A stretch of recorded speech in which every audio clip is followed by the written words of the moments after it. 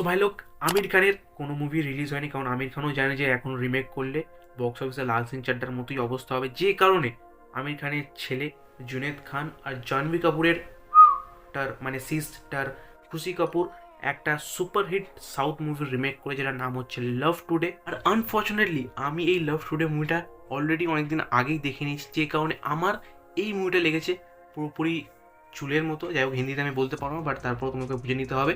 But এই movie স্টোরিটা definitely খুবই ভালো একটা স্টোরি, অ্যান্ড আজকের জেনারেশনের সাথে এই মুভির স্টোরিটা প্রচণ্ড রিলেটেবল। কারণ এই মুভির ভেতর একটা কাপল আছে যারা একে অপরের উপর বাবু সোনা জাদুটোনা করে রেখেছে, যারা একে অপরকে প্রচণ্ড লেভেলের ট্রাস্ট করে, যে কারণে তারা এবার তাদের 2 হাতকে 4 হাতে কনভার্ট করতে চায়। যে কারণে বয়ফ্রেন্ড গার্লফ্রেন্ডের বাড়ি যায় তার বাবার কাছ থেকে তার হাত চাইতে, বাট সেইখানেই কাহিনী ভেতর চলে আসে টুইস্ট। কারণ তার বাবা চায় যে তারা 24 ঘন্টার জন্য একে অপরের ফোনটা এক্সচেঞ্জ করে নিক, মানে বয়ফ্রেন্ডের ফোন যাবে গার্লফ্রেন্ডের কাছে, গার্লফ্রেন্ডের ফোন যাবে বয়ফ্রেন্ডের কাছে।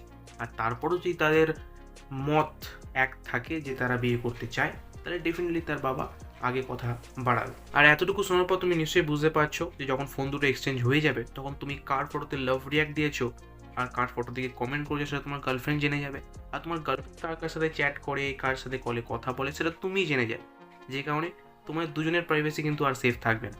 আর তারপর মুভিতে তো কী কী জিনিস ঘটেছে সেটা জানতে গেলে ডেফিনেটলি তোমাকে এই মুভিটা স্কিপ করে এর অরিজিনাল ভার্সন মানে লাভ টুডেটা দেখতে হবে। কারণ এই লাভ টুডে মুভির ভেতর তুমি ভালো কমেডি পাবে, তার পাশাপাশি এই মুভির ভেতর তুমি ভালো পারফরমেন্স পাবে, অ্যান্ড শেষে গিয়ে মুভিটা ইমোশনালও করে দেয়। আর সেখানে যদি এই লাভ ইয়াপ্পা মুভির কথা বলি, তাহলে এখানে সেই বলিউডের কচরা মশলা দিয়ে মুভিটার পুরো জিয়ে আর মেরে দিয়েছে। আর এখনকার টাইমে দাঁড়িয়ে রিমেক মুভি আর চলে না, এরকম হাজারটা এক্সাম্পল আছে বলিউডের ভেতর যেসব রিমেক মুভিগুলো বক্স অফিসে মুখ থুবড়ে পড়েছে। বাট তারপর আমি মেনে নিলাম যে আপনারা রিমেক মুভি বানিয়েছেন, বাট অ্যাটলিস্ট ভালো পারফরমেন্স তো দিক মুভির ভেতর। অ্যান্ড এর সবথেকে বড় এক্সাম্পল হচ্ছে সারফিরা মুভিটা, যেখানে অক্ষয় কুমার নিজের লাইফে নিজের ক্যারিয়ারে একটা বেস্ট পারফরমেন্স দিয়েছে।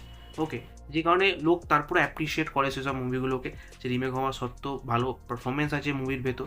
বাট এই মুভির ভেতর স্টোরি ভালো হওয়া সত্ত্বেও এই মুভির ভেতর ভালো পারফরমেন্স ছিল না।